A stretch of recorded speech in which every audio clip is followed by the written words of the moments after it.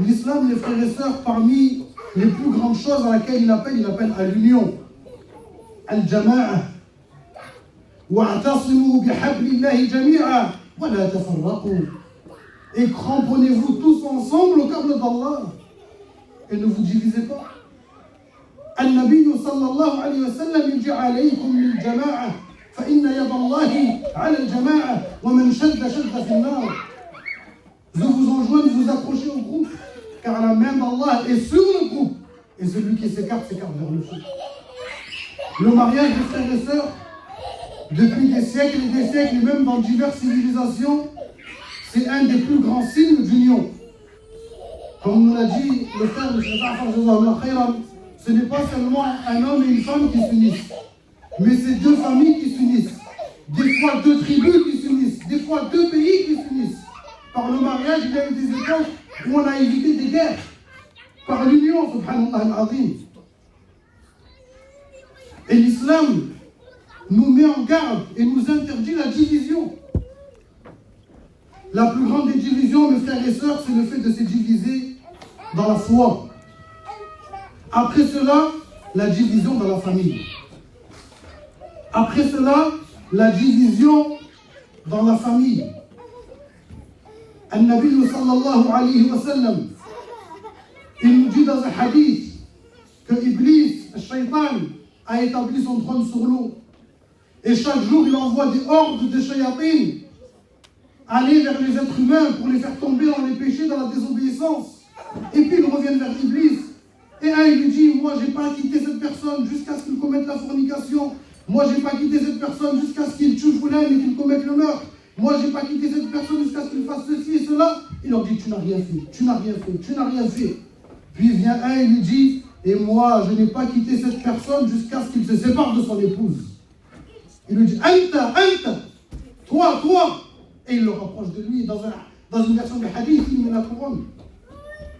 La division, c'est ce que aime Shaitan et c'est ce que préfère Shaitan.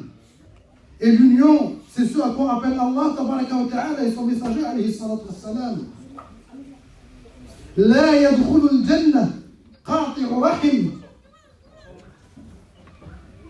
N'entrera pas au paradis celui qui coupe les liens de parenté. Et la séparation pas seulement entre un couple, la séparation entre un frère et une sœur, un frère et un frère, entre des parents et des enfants, entre des neveux et des oncles et des tantes, entre des petits-enfants et des grands-parents. Tout cela est interdit. Et cela, c'est ce que aime Shaitan. Et c'est ce que déteste Allah tabaraka wa ta'ala.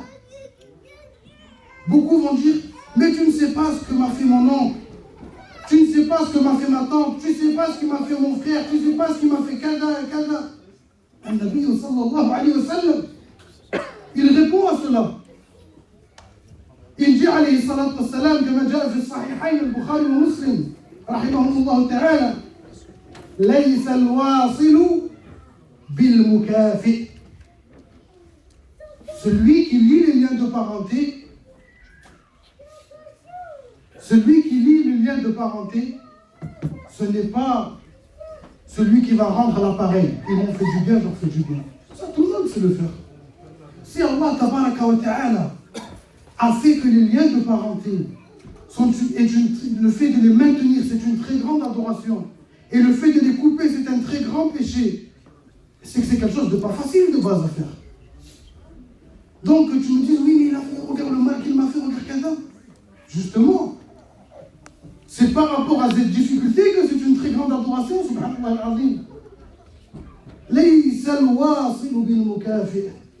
Celui qui lie les liens de parenté, ce n'est pas celui qui a rendu l'appareil, mais c'est plutôt celui à qui on a coupé les liens de parenté et lui les a renoués.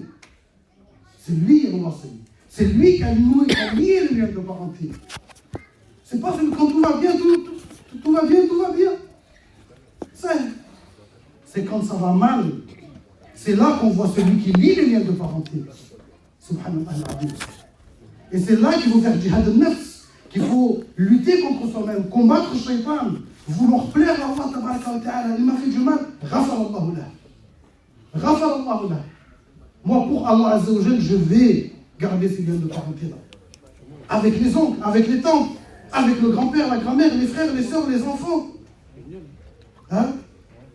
Même, on va aller plus loin que ça encore. النبي صلى الله عليه وسلم dit لا يحل لمسلم أن يهجر أخاه أكثر من ثلاث. Il n'est pas permis à un musulman de boycotter, de ne plus parler à son frère pendant plus de 3 jours. يلتقيان فيصد هذا ويصد هذا. Ils se croisent et celui-là il s'écarte et celui-là il s'écarte. وخيرهما من يبدأ بالسلام.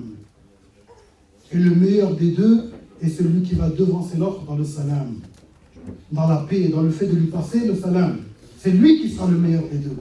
Al-Nabi sallallahu alayhi wa sallam ici, il parle du musulman d'une manière générale. Que dire alors lorsqu'il est proche de toi? Subhanallah al-Azim. On va aller plus loin que les frères et sœurs, les oncles, les tantes, kada.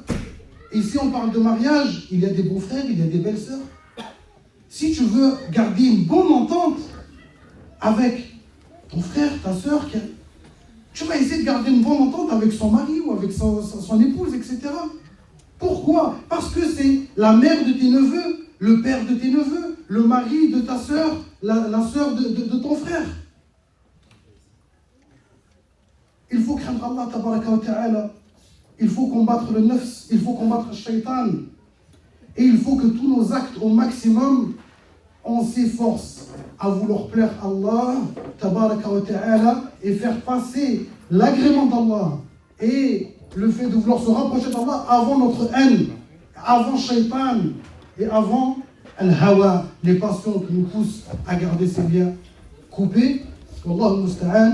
On demande à Allah tabaraka wa ta'ala qu'il nous unisse tous sur la vérité. On demande à Allah subhanahu wa ta'ala qu'il fasse que ce soit un couple uni sur le Coran et la Sunna. On demande à Allah azza wa jal qu'il leur accorde une descendance pieuse accrochée au Coran et à la Sunna qui seront bénéfiques pour la communauté. On demande à Allah tabaraka wa ta'ala de nous pardonner nos fautes et nos péchés. On demande à Allah azza wa jal de nous accorder la sincérité dans les paroles et les actes. On demande à Allah azza wa jal d'écarter de nous shaitan et ceux qui suivent shaitan parmi les djinns et les hommes. Wallahu musta'an wa jazakumullahu khaira wa barakallahu fikum wa subhanaka Allahumma wa bihamdik ashhadu an la ilaha illa ant astaghfiruka wa atubu ilayk.